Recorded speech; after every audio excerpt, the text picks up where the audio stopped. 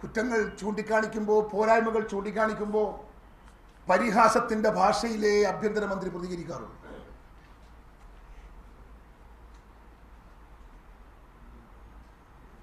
പറയുന്നവരെ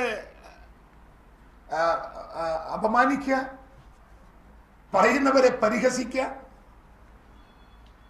മോഹഭംഗം വന്നവരാണ്, സ്ഥാനമോഹികളാണ്.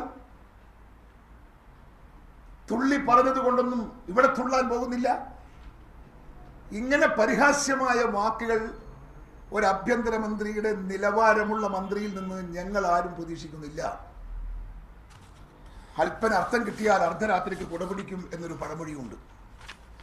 ആ നിലവാരത്തിലേക്ക് തിരുവഞ്ചൂർ പോകരുത് എന്ന് സഹോദര ബുദ്ധിയ ഞാൻ അദ്ദേഹത്തെ ഉപദേശിക്കുന്നു.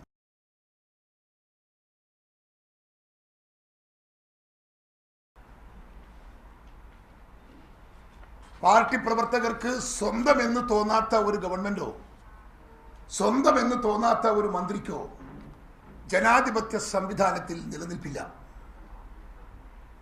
അതെത്ര വലിയവനായാൽ.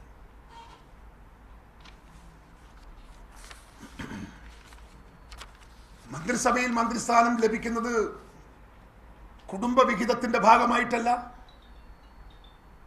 കുടുംബ പാരമ്പര്യത്തിന്റെ മഹത്വത്തിന്റെ അടിസ്ഥാനത്തിലല്ല, മറ്റേതെങ്കിലും ആനുകൂല്യത്തിന്റെ അടിസ്ഥാനത്തിലല്ല. പാർട്ടി നൽകുന്ന മന്ത്രിസ്ഥാനം പാർട്ടിയോട് വിധേയം പുലർത്തി പാർട്ടി പ്രവർത്തകന്റെ വികാരങ്ങളും വിചാരങ്ങളും നെഞ്ചിലേറ്റി പാർട്ടിക്കും നാടിനും ഗുണകരമായ പ്രവർത്തനം ചെയ്യാൻ ബാധ്യതപ്പെട്ടവരാ ഓരോ മന്ത്രിമാരും.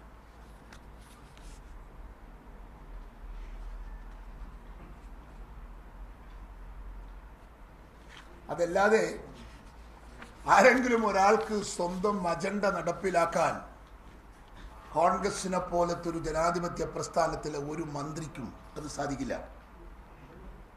തൻ്റെ അജണ്ട അല്ലെങ്കിൽ കുടുംബത്തിന്റെ അജണ്ട, മന്ത്രിമാരുടെ അജണ്ട പാർട്ടിയുടെ അജണ്ടയാവണം. മന്ത്രിമാരുടെ അജണ്ട പാർട്ടി പ്രവർത്തകന്റെ അജണ്ടയാവണം.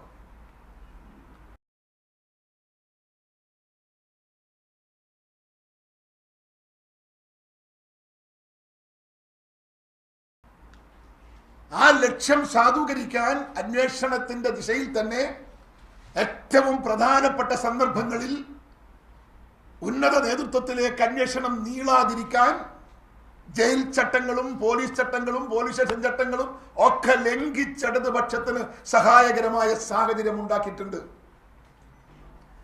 ഇതിലൊന്നും അന്ന് അന്വേഷണം നടത്തിയ അന്വേഷണ ഉദ്യോഗസ്ഥന്മാർക്ക് പങ്കുണ്ട് എന്ന് എനിക്ക് ആക്ഷേപമില്ല.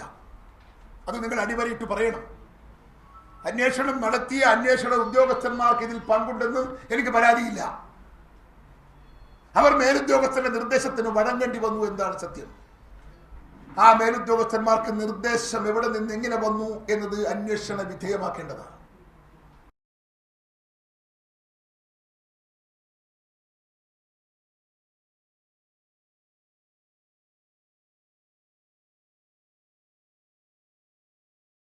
അദ്ദേഹത്തിന് വിവരം കിട്ടാനാണോ, വിവരം ശേഖരിക്കാനാണോ?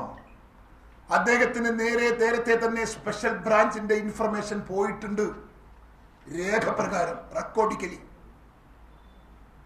SSBയുടെ ഇൻഫർമേഷൻ പോയിട്ടുണ്ട്. രേഖപ്രകാരം റെക്കോർഡിക്കലി. അറിഞ്ഞില്ല എന്ന് ആഭ്യന്തരമന്ത്രി പറയുന്നുവെങ്കിൽ അത് ഒരു ശുദ്ധ വലിയ നുണയാണ്.